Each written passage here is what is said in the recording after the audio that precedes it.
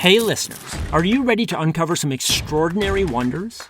Disappearing Spoon is thrilled to partner with the amazing Curiosity Box. It's a science subscription service for curious minds. It's created by Vsauce, the internet's leading science education channel, with over 3 billion views. This season's box is packed with goodies that will fascinate and inspire you. Challenge yourself with a magnetic shadow alphabet puzzle. Piece it together to spell out the alphabet using only the letter shadows. Or discover the picture pot, where art and mathematics merge into a colorful, creative masterpiece. It is fun and educational.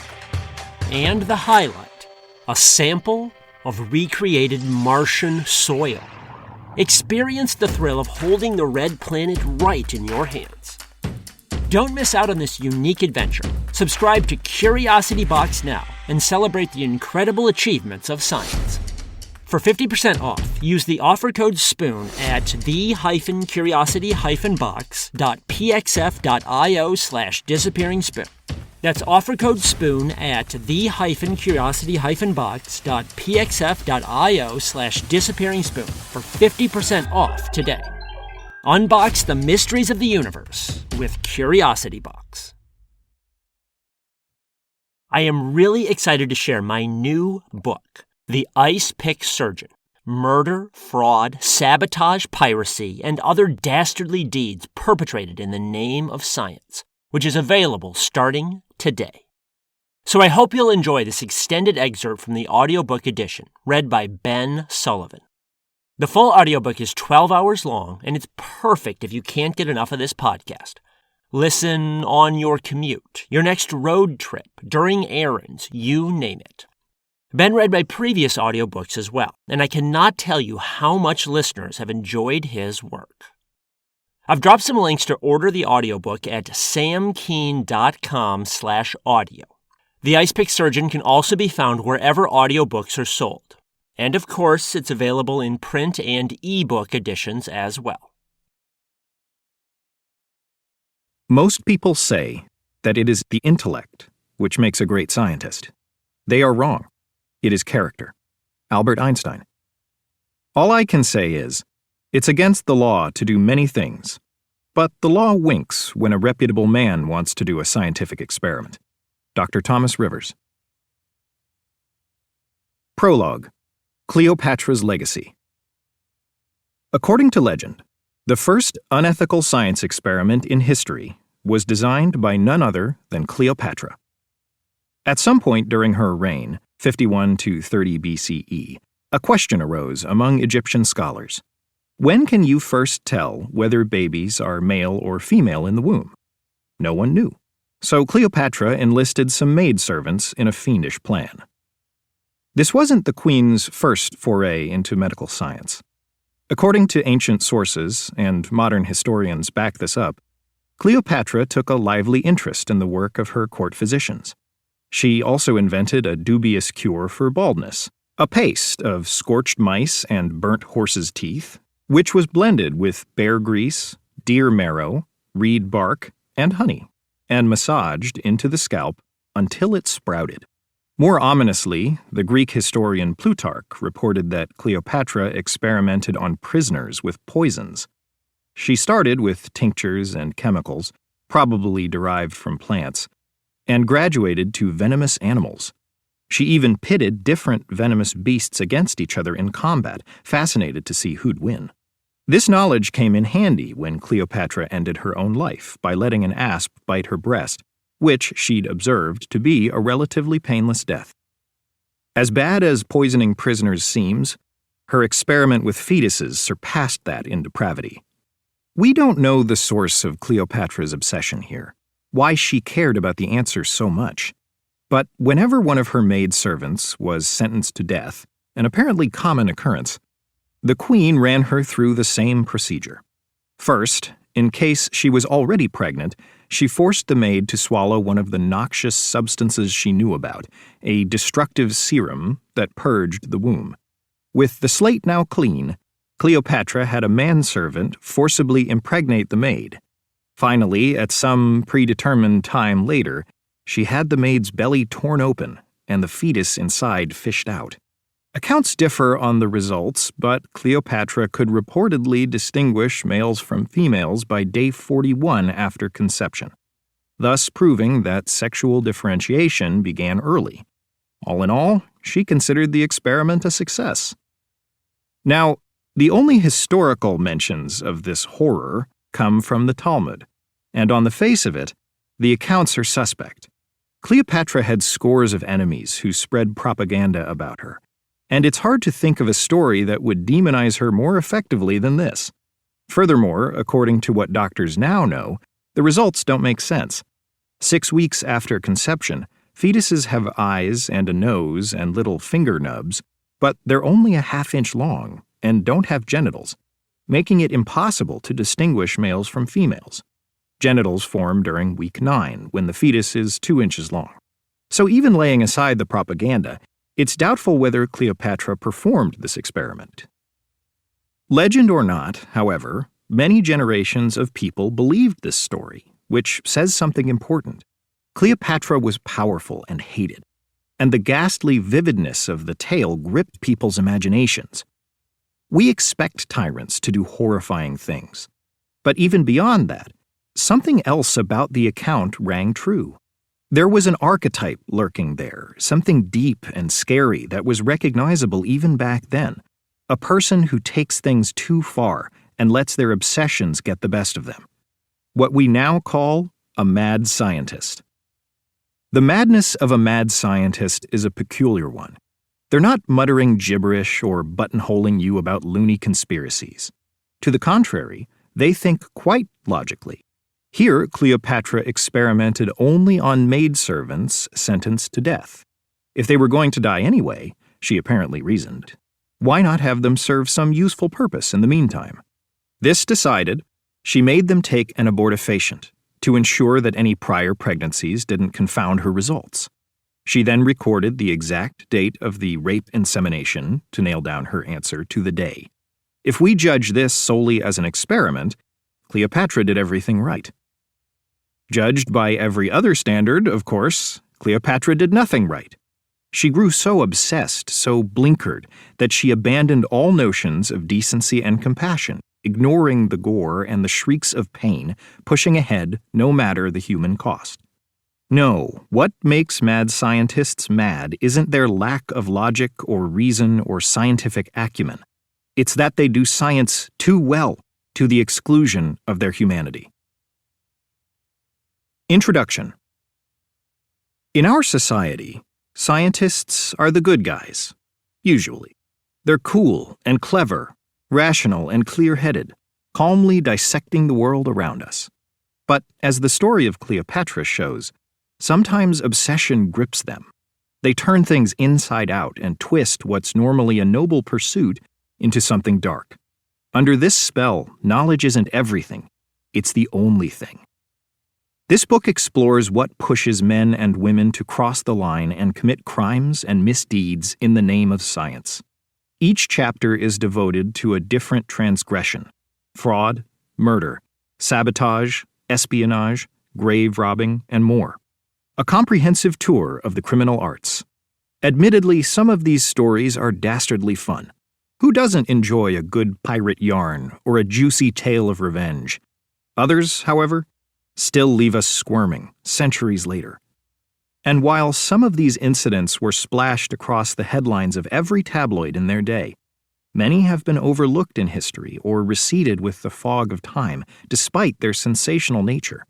This book resurrects these stories and dissects what drove people to break the ultimate taboos. These tales also have surprising things to say about how science works. We all know how discovery usually happens.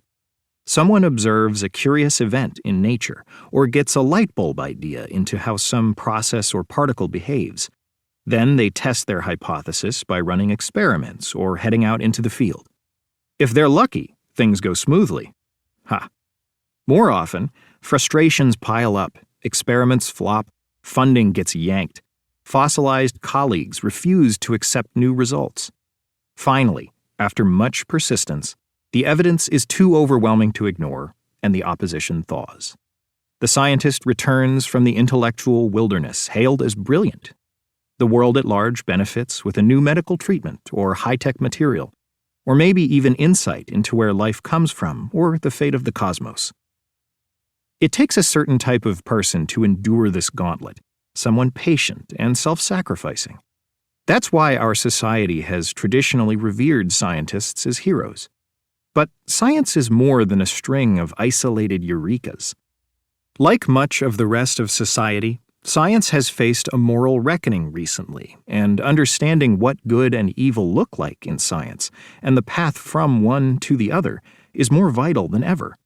Science has its own sins to answer for. Even more surprising is the realization that unethical science is often ipso facto bad science, that morally dubious research is often scientifically dubious as well. At a glance, that might sound strange. After all, people often argue that knowledge is neither good nor bad, only human application makes it so. But science is also a communal activity. Its results need to be checked, verified, and accepted by other people. Humans are baked right into the process. And as story after story in this book shows, science that ignores human concerns or tramples human rights consistently falls short of what it could be. At best, such work disrupts the scientific community and squanders time and energy on strife. At worst, it undermines the cultural and political freedoms necessary for science to take place. Harming and betraying people harms and betrays science in turn. That's why these stories are of more than just academic or biographical interest. Only rarely do scientific villains emerge fully formed, like Athena from the head of Zeus. In most cases, morals erode slowly. People break bad step by painful step. By understanding what these scientists were doing and why they thought themselves justified, we can spot the same dubious reasoning in modern research and maybe even prevent problems from arising. Indeed, dissecting depraved deeds provides an opportunity to learn how to short-circuit bad impulses and redirect people toward better ends. Along those same lines, many stories here plumb the psychological motivations behind these warped deeds. What are scientifically minded criminals like? How do they differ from run-of-the-mill criminals? And how does their intelligence and advanced knowledge of the world aid and abet their wrongdoing? Chapter 4, for instance, examines a sensational murder at Harvard, where a medical professor used his knowledge of anatomy to dispatch and dismember a university trustee. He thereby became the second Harvard alum in history to be executed for a crime. In a later chapter, we'll meet the man who was nearly number 3. Many people just assume that intelligent folks are more enlightened and moral. If anything, the evidence runs the other way. Finally, how do scientists justify their sins to themselves and others? Psychologists have actually identified several tricks that researchers use to rationalize their deeds and minimize their guilt. A primer on why good scientists do bad things. For one, scientists are more likely to trample ethical boundaries when they feel excessive pressure to reach their goals.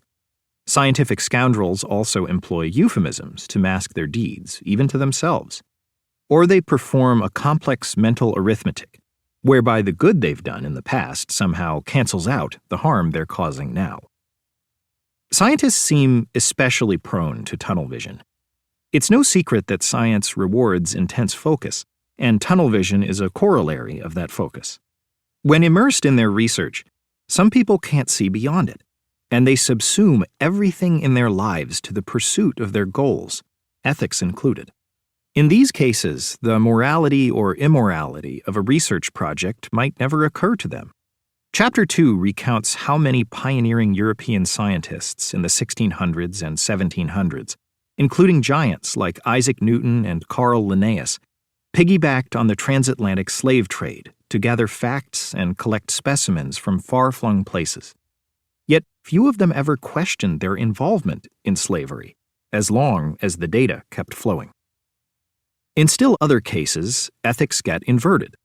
Compared to, say, politics, science seems pure. Just think of all the miseries science has liberated us from, all those life-saving medicines and labor-saving technologies. Scientists are justly proud of this record. But it's all too easy for some to fall into the trap that science equals good, period.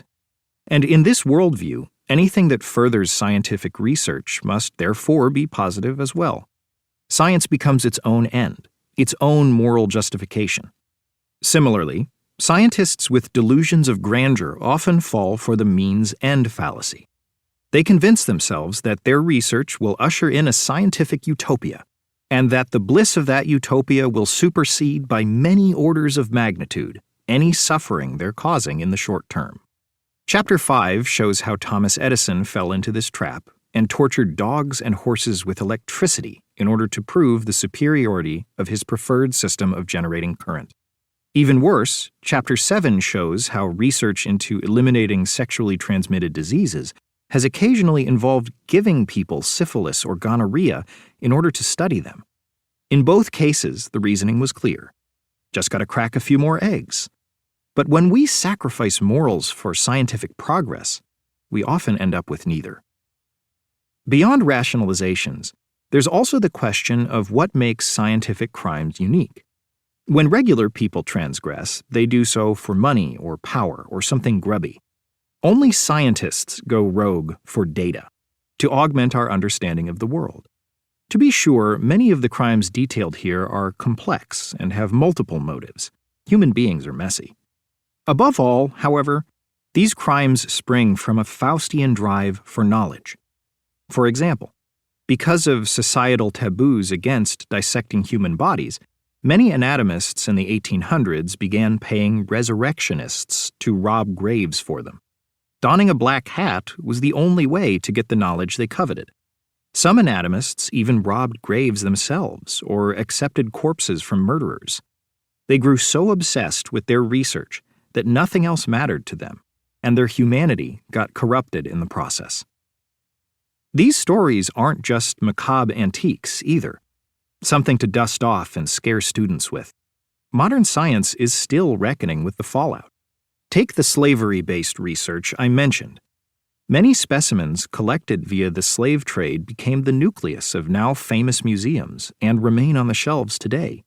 These museums wouldn't exist without slavery, which means that science and slavery are still intertwined centuries later. Or consider the experiments that Nazi doctors ran on prisoners during World War II. They tossed people into vats of ice water, for instance, to study hypothermia. It was barbarous work, and often crippled or killed the victims. But in some cases, it's the only real data we have, even today, on how to revive people in extremis. So what, ethically, should we do? Turn our heads, or use the data? Which outcome best honors the victims? Evil can roil a scientific field long after the perpetrators have died. Beyond mining the past, this book contains some stories set in modern times, within the memories of people alive today. It also contains an appendix that looks to the fascinating future of crime. What dark deeds will scientists perpetuate in centuries to come? In some cases, like the crimes that will emerge when we colonize Mars and other planets, we can anticipate what will happen by looking at crimes on polar expeditions, where the bleak landscapes and sheer struggle to survive drove people mad. In other cases, there's really no precedent. What new crimes can we expect when we all have programmable robot companions in our homes, or when cheap, ubiquitous genetic engineering floods the world? Overall, this book fuses the drama of scientific discovery with the illicit thrill of true crime tales. The stories range from the dawn of science in the 1600s to the high-tech felonies of tomorrow, and they cover all corners of the globe. If we're honest with ourselves, we've all fallen into the rabbit hole of obsession before, or bent the rules in pursuit of something we coveted. But few of us have been as thoroughly corrupted as the rogues in Icepick Surgeon. We tend to think of science as progressive, a force for good in the world. And it usually is. Usually. You've been listening to an excerpt of The Icepick Surgeon, written by me, Sam Kean, and read by Ben Sullivan. It's available now wherever audiobooks are sold. You can also find links at samkean.com/audio. Thanks for listening. America. We are endowed by our Creator with certain unalienable rights: life, liberty, and the pursuit of happiness. At Grand Canyon University, we believe in equal opportunity, and the American dream starts with purpose. By honoring your career calling, you impact your family, your friends, and your community. The pursuit to serve others is yours.